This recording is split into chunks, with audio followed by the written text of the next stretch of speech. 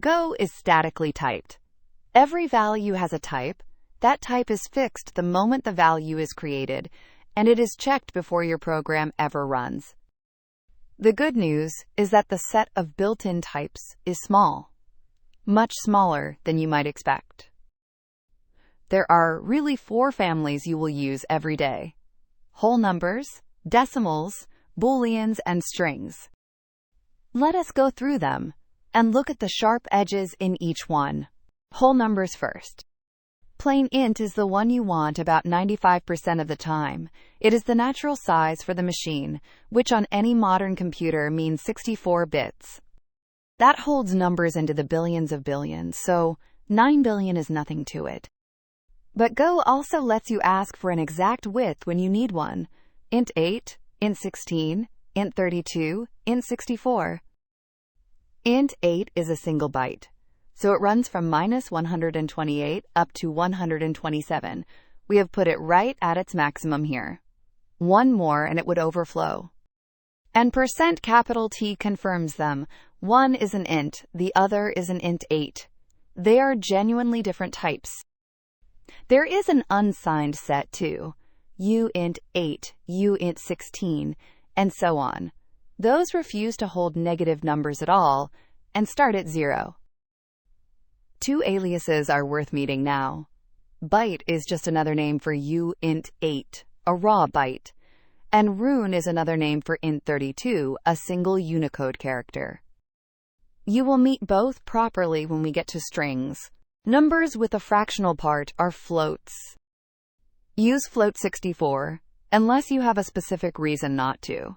It is the default, it is the most precise of the two, and it is what a decimal literal becomes on its own. Here we take 1999 and have it. %.2f shows the price to 2 decimals, and %.3f shows the half to 3, so we can actually see the 995. There is a float 32 as well. It uses half the memory and gives you noticeably less precision. Reach for it when you have millions of numbers and a reason to care, not by default. Now the caution that applies to every language with floating point, not just Go. Add 0.1 to 0.2, and you do not get 0.3. You get 0.3, then 15 zeros, then a 4. That is not a Go bug. It is how binary floating point works everywhere. Some decimal fractions simply cannot be written exactly in binary, in the same way that a third cannot be written exactly in decimal. The practical consequence is one you should take seriously. Never compare 2 floats with a plain equals and expect it to work. And for money, do not use floats at all. Work in whole numbers of cents, and you sidestep the entire problem. A bool is either true or false. That is the entire set of values it can hold. You can write one directly, like is ready here. Or you get one out of a comparison.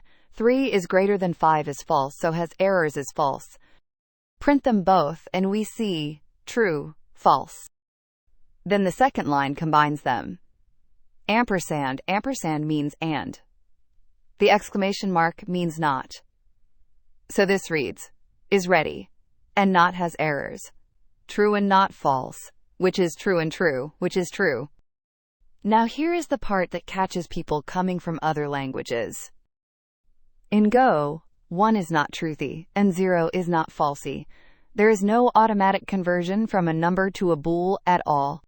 A condition has to be an actual Boolean. If you write if x and x is a number, that is a compile error, not a clever shortcut. Every comparison gives you a bool. Greater than, less than, equals, not equals, and the 2 or equal versions. A string is a sequence of bytes, and in practice, it is almost always UTF-8 text.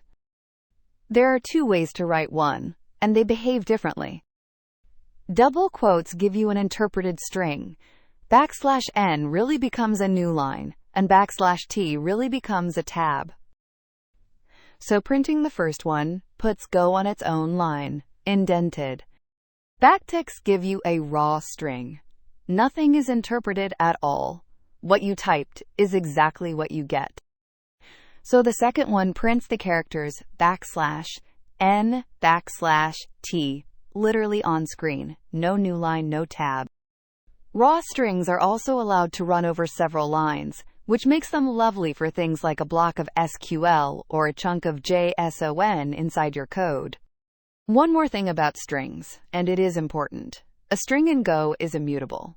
You can build new ones from old ones, but you cannot reach in and change a character in place. You join strings with a plus sign. Go plus lang gives you Golang. And you measure one with len, which is built into the language rather than living in a package. Golang has 6 bytes and 6 characters, so the answer is 6 either way. But read that output carefully, because I chose the word bytes on purpose. Len gives you the number of bytes, not the number of characters. For plain English text, those are the same number, so it never bites you. The moment you have an accented letter, or an emoji, or any non-English script, they come apart. One character can be 2, 3, or 4 bytes. That is a whole lesson of its own later on. For now, just file away that len counts bytes. When you are not sure what you are holding, %T will tell you.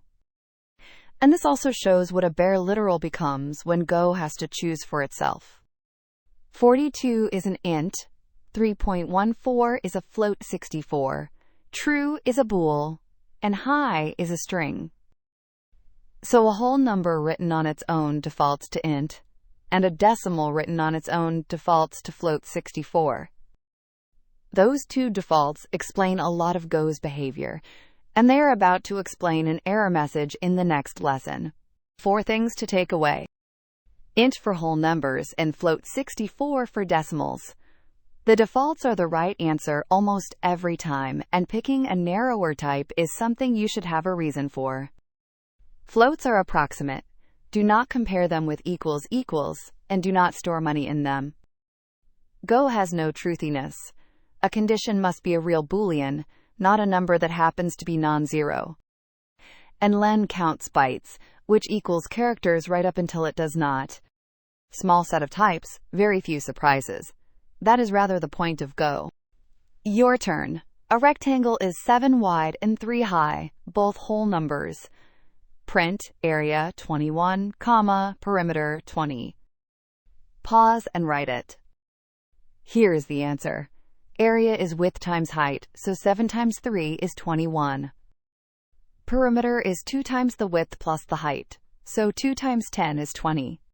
Both are whole numbers throughout, so %D for both. And no float has come anywhere near this.